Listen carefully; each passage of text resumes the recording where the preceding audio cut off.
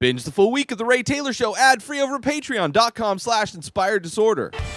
What you manifest in your mind, you can bring to reality. There's someone inside your house! New movie on Netflix, a horror flick, high school slasher. Let's get into it. It was an okay movie. I've been watching a lot of horror movies recently. It's October. I'm reviewing a bunch of horror movies. And this one, of course, being a new one, I like doing new reviews of movies. And this is a new horror film on Netflix, easily accessible. And it wasn't horrible. It has some interesting things that are in it. Has some interesting ideas. I believe this was adapted from a book. So there comes with that difficulty as well. Like, what do you cut out of the film? What do you leave in? I thought it was okay. It was interesting. Bunch of high school kids. Kids are starting to get murdered.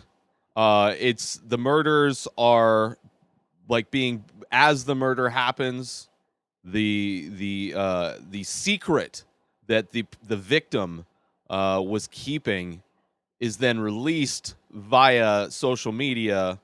I assume social media, maybe it's direct. I don't know exactly the technology, but everybody who owns a phone in that town gets a notification with the attachment of whatever the secret is that the victim was keeping.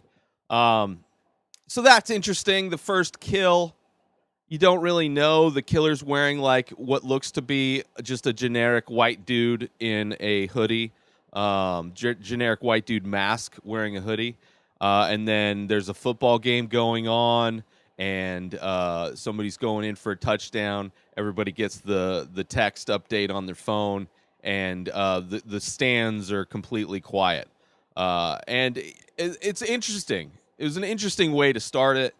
But ultimately, the secrets, I don't know, like in so many horror films, not all of them, but in so many of them, like the killer is usually somebody who's being tormented and bullied. It's almost like a revenge film, but you care about the killer instead of the victims in some horror films.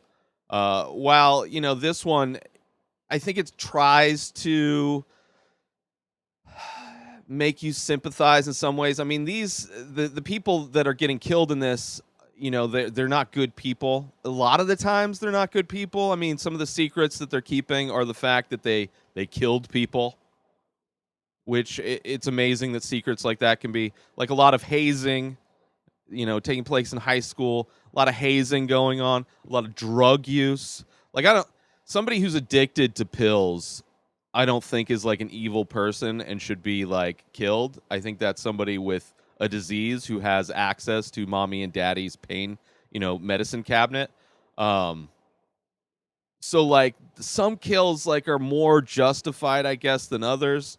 Another interesting aspect to this film is that the killer or killers, you don't know until the end, because each one is wearing a different mask. And it's shown that these masks are 3D printed, which in that case, it's interesting as well. The killer uses a knife and a taser, right? And I think it's an interesting commentary on what a lot of Second Amendment NRA types will use as an argument against banning guns, is that people can just 3D print guns at home, which, to take a tangent, I would much rather somebody go through the hassle of having to make their own gun rather than just pop into a Walmart one day when they're feeling a little angry. It takes some effort to actually make something, even though it's 3D printed. But I think this movie's, in some ways, maybe the book tackles that or references that, or it's more obvious. Or maybe it's just something that I got out of it, because the killer's not using a gun. The killer's using, like I said, a knife. He's using a mask. He's using a taser. And these masks are, which I didn't realize until a character literally had to say that these masks are of the victim. So as the victim is being pursued by this villain, they're looking at a 3D printed version of their face, which I thought was interesting. It took a while. Like, I really didn't understand. Like, the first one, it's an average-looking white jock dude being attacked by an average-looking white jock dude. Like, not a whole lot of, like... And it's a character that we just... Like, like for the audience, for me, to catch on to the fact that it's a 3D printed version of the face of the victim, it took a while. Like, it literally had to be a sentence that a character says to get... And I'm sure that's probably... Maybe there were, like, test screenings of this, and people were confused as to why the killer or killers wore these different types of masks. Because the second killing is a girl who is working in a Catholic church, putting out flyers for what is going to be the funeral of the guy who died in the victim of the first killing. And she's just talking shit to another person, like completely like robed out in Catholic costuming. Just like loudly talking shit about the person who died to another Catholic person helping put these flyers out. And it's like, I spent a little time in churches growing up, behind the scenes, like working for, child labor in churches, the unpaid child labor that churches get away with doing. I spent some time doing that. And that's not something you would do. I mean, you talk shit for sure, but you're not going to be in like the main church area, which you can't even remember what that area is called of a church anymore. But the main place, you got the crosses and the ornate decorations and the pews. You're not talking shit, like yelling at each other about this. But it fit the character because, the killer shows up all garbed out as well, wearing a mask, and it's a female mask this time. So I'm like, ooh, maybe there's two killers. And then they play what her secret was, which is kind of stupid. They play her podcast, which is amazing that, like, a character in a movie has a side gig or a hobby of creating a podcast, where when I started podcasting, literally every person I told I was doing a podcast, I had to explain, like, the concept of what a podcast was completely unknown to every single person that I talked to, unless they were deep into, they were like a tech geek. Nobody knew what a podcast was. And now it's so common that you have somebody, and it wasn't just a podcast, it's like an ultra right-wing white supremacist podcast that this girl, which makes sense because she was, she's talking shit about the guy that the funeral's about, as she's like said, it's like, obviously. So it's like, I didn't feel bad about her. The guy who got killed, I didn't know what was going on, so it's like I didn't feel one way or the other. It's like, oh, this dude's getting killed. And then even when they showed the evidence of that first kill, of like somebody died during a hazing or whatever, or I didn't even know if he died. Like, it's a little confusing. Like, I didn't know who I was supposed to be. Like, should I care about the guy who died, but he like hazed somebody, or was he the guy that got hazed? Like, the first kill, I was very confused. The second kill, a little bit more. I was like, okay, this is like somebody's taking out bad people. At least that's what they're bad people. She's, white supremacist YouTuber or a podcaster. So she's being taken out. So some of that I didn't get. And then there's this party that happens, like, people start getting killed, whatever. So of course school gets closed down. The rich kid throws a big house party at home. Like, he's being disrespected. Somebody tags his car, which you don't really get. Like, you get a little bit of sense that his family's not very good. But like, I have a feeling it really, knowing that it came from a book, which I didn't know beforehand, but knowing afterwards that it came from a book, it feels real obvious how much was cut out, because there's like references to things where I'm like supposed to feel a certain way about a character, but it's just because the movie's telling me I need to. It's like it's having to do a lot of shorthand. It feels like, to get me emotionally invested in these characters. So there's a party, and of course, this movie centers around a group of like the outsiders of this high school, right? So many horror films. It's about the other. It's about the people who are cast away. It's about the people who are the ones who are bullied. It's about the people who are different from everybody else, which I enjoy that aspect of horror films. It's almost like the Castaways superhero movie, because in a lot of ways it's they, especially the killers, they almost become like these superheroes of vengeance for the ones who were bullied. A little over 4 years ago, I started The Many Faces. It's an ongoing series of abstract ink portraits. Each piece is improvised. Each piece is released daily. Start collecting now. Head on over to inspireddisorder.com/TMF. That stands for The Many Faces. And save yourself 25% when you use coupon code RTS. That stands for The Ray Taylor Show, because that's what you're listening to, and I love you. So I want you to save 25% when you use that coupon code. Head on over to inspireddisorder.com/TMF and use coupon code RTS to save 25% when you start collecting one of over 1,600 original ink paintings. By myself, I made them. Support me. I love you. Back to the show. But the characters are fun. Like, the group of friends are interesting. They're fun. Multicultural, different sexual preferences, different gender identities. There's a situation where in a cafeteria, one of the just like preppy girls gets on a table and has this poem about this girl who came out and how strong she is for coming out as like non-gender. I don't binary. I'm not exactly sure. She's seemed like she used all of the pronouns to describe this girl, and maybe she just obviously is using the opportunity to like using somebody else's life and their like hurdles that they've gone through in order for her to get attention, which is a lot of like, I guess, quote unquote liberals who will be the most vocally offended for somebody else in some ways.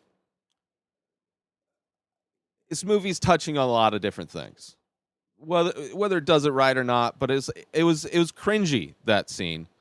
And, but, you see these friends, they seem like good friends, kind of almost has a Euphoria vibe, that show on HBO, which I love. Not a horror film, but might as well be. It's like a gritty take on like just all of the social problems that come along with being a teenager these days, given social media and just the easy access to opioids and all the kinds of drugs that are in your parents' medicine cabinets. So you have this group of friends. So everybody starts dying. They go to this house party, which happens, and the rich kid, like wearing a robe.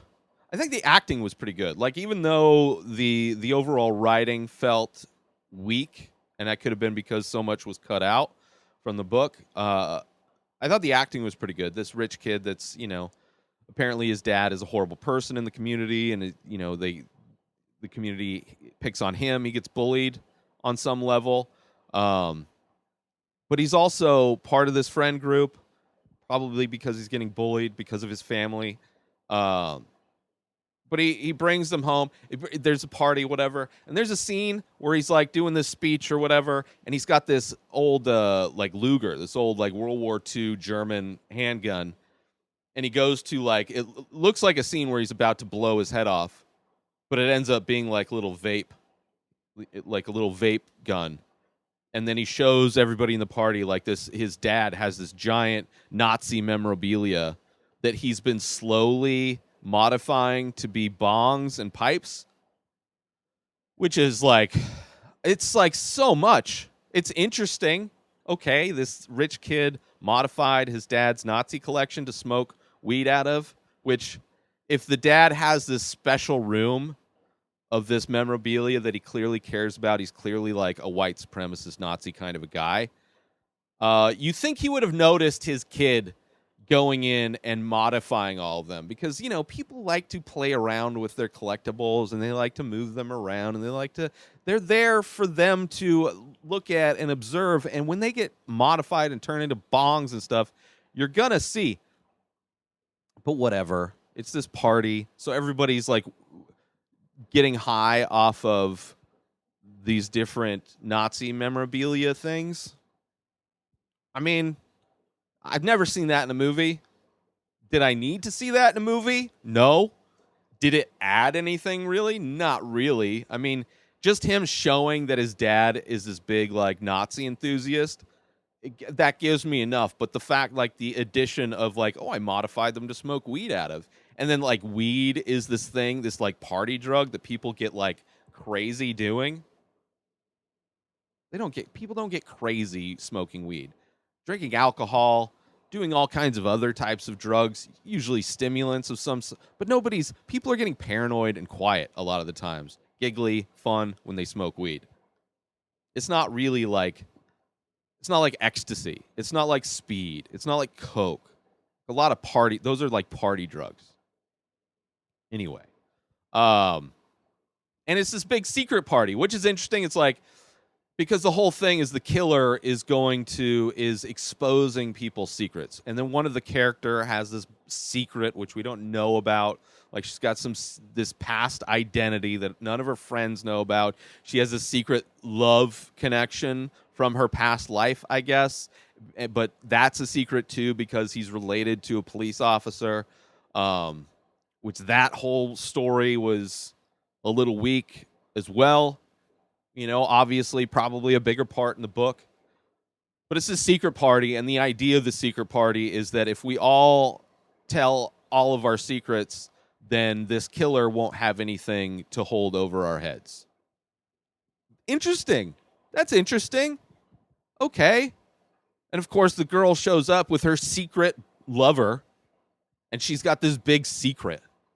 But of course, she just tells her friends that she's into poetry. That's her big secret, that she's into poetry. Which, if you're in a bunch of friends, outcast friends, guaranteed most of them are writing poetry. Like, you're not... It's like somebody who's in a group of jocks and they're like, oh, I love to throw the football. Yeah, duh, so do we. We all throw footballs, bro. Yeah, but I do it with my dad still. Like, I write poetry. That's her thing. That's her big secret.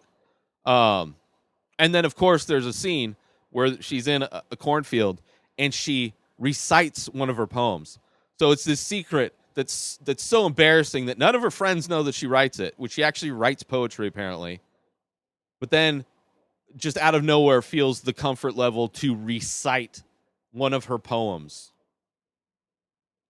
Which was a really awkward scene until I remembered, oh yeah, she said she liked to write poetry. Which in the moment seemed like it was just a lie because obviously the big secrets in the room were standing right behind her. The dude went to this party with her. So whatever, at the party, there's a scene where one of the kids is addicted to painkillers. Apparently fentanyl, which... I mean, with people dying left and right from fentanyl, how could somebody be addicted to it? I mean, I guess it's like if this was made in like 2000, like the mid 2000s, it would have been what are those? What was everybody on? They were on, what was the opioid of choice? I can't even think of what it was. I'm blanking on what the previous branding of opioid addiction was 10 years ago. But it's not just regular Vicodin. It's the crazier. Anyway, it doesn't matter.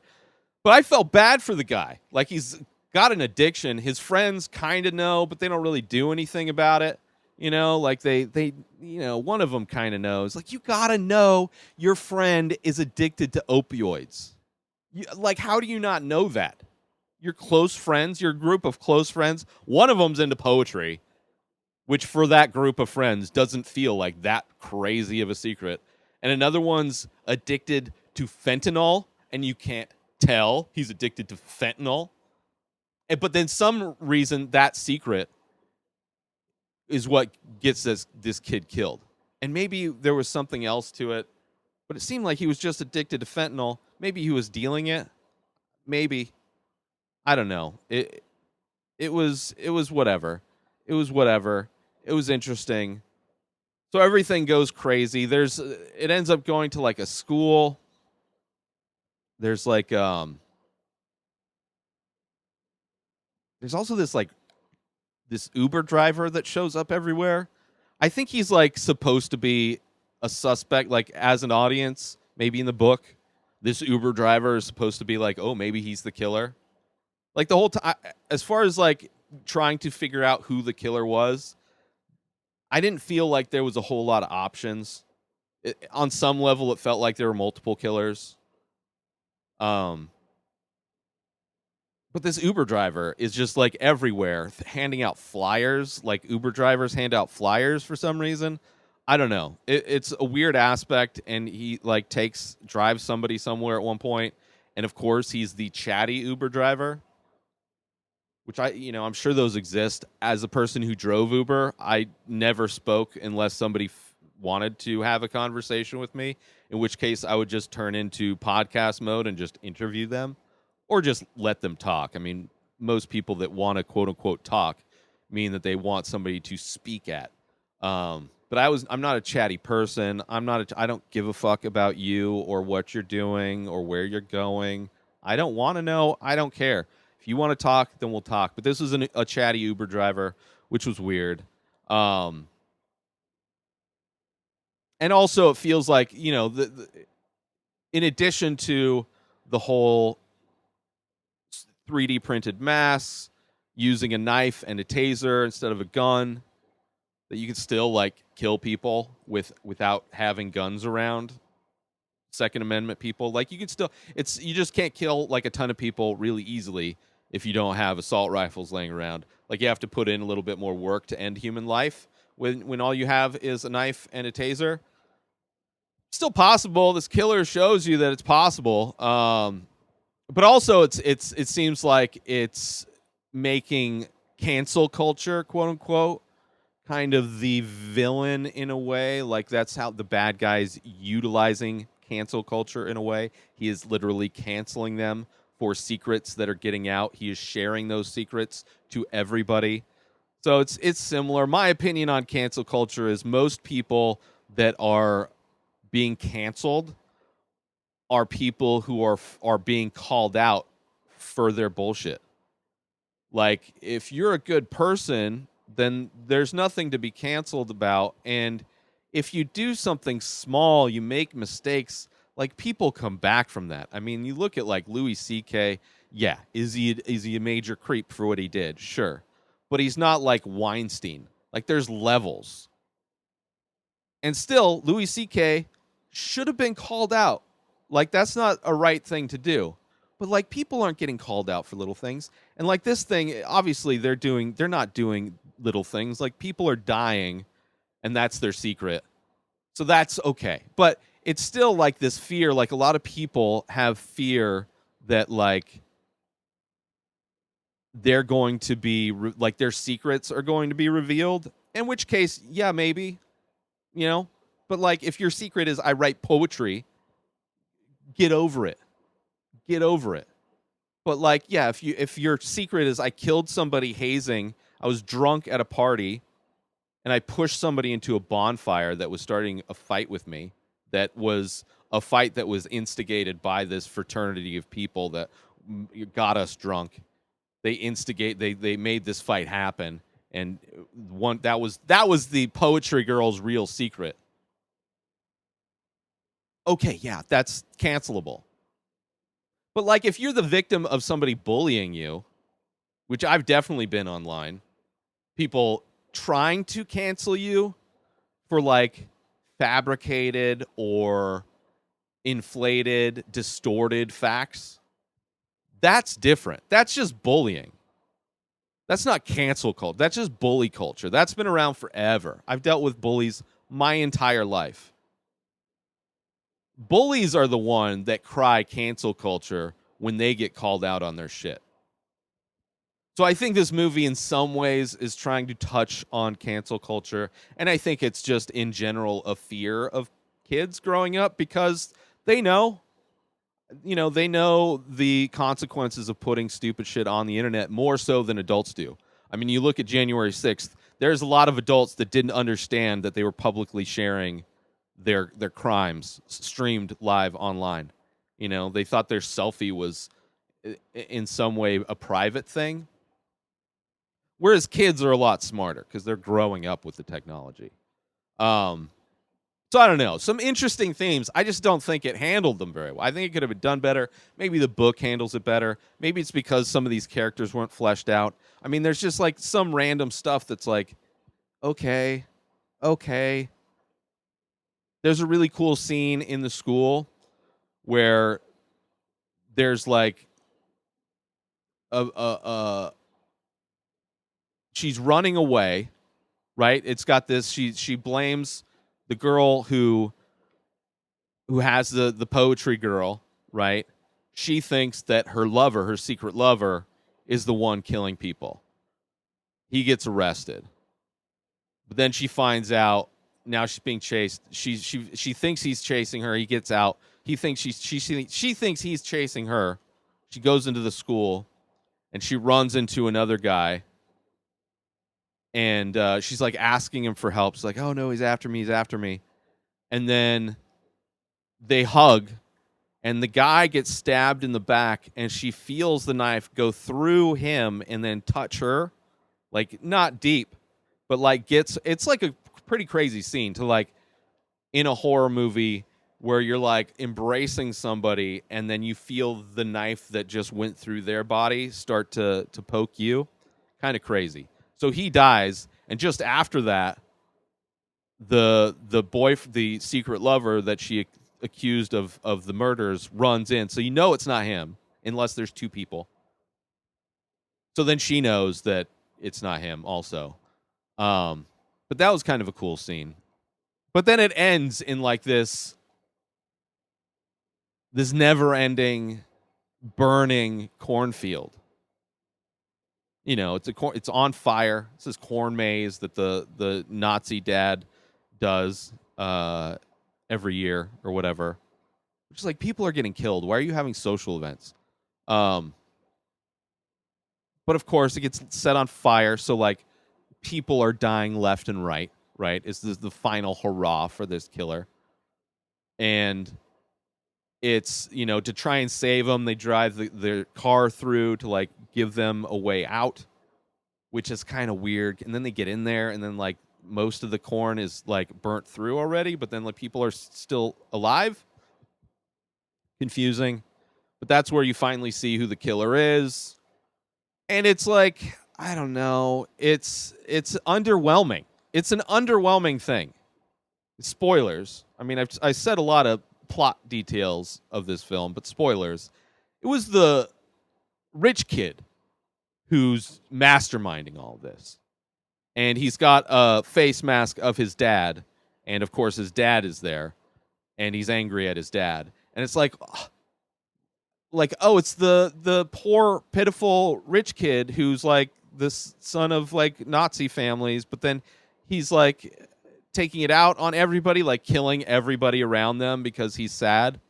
Like, I don't know. There in a lot of horror films, like there has to be some kind of like, either you're rooting for the monster, the villain, to like take people out because they're taking out bad people, or there's some kind of justification in some way. Right? There's some crazy thing that happened, some trauma, abuse, and that's what sets them off. But no, it's just a spoiled white kid that's like living under, I mean, I guess he's being tormented because his parents are Nazis, but it's like, I don't know. It like the ending didn't help me much with. I thought it was an interesting movie. Again, interesting things happen. But an underwhelming ending, the never-ending corn fire that only killed some people, I guess. I don't know. the Uber driver that shows up everywhere handing out flyers for some reason. I don't know. Making bongs and pipes out of which nobody's lighting them. They're just sucking out of things and blowing smoke. There's some stuff I have problems with.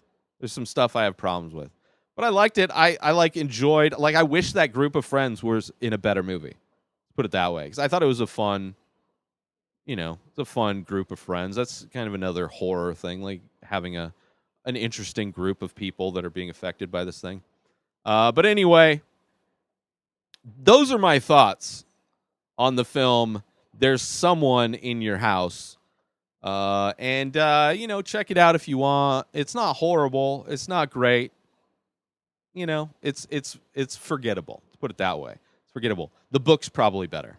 New episodes of The Ray Taylor Show come out every single day. Subscribe on IGTV, YouTube, and everywhere else podcasts are found. Binge the full week ad-free over at patreon.com/inspireddisorder. Buy Ray Taylor Show merch over at inspireddisorder.com and follow the show on Instagram at Ray Taylor Show. Have a wonderful day, everybody. Peace out!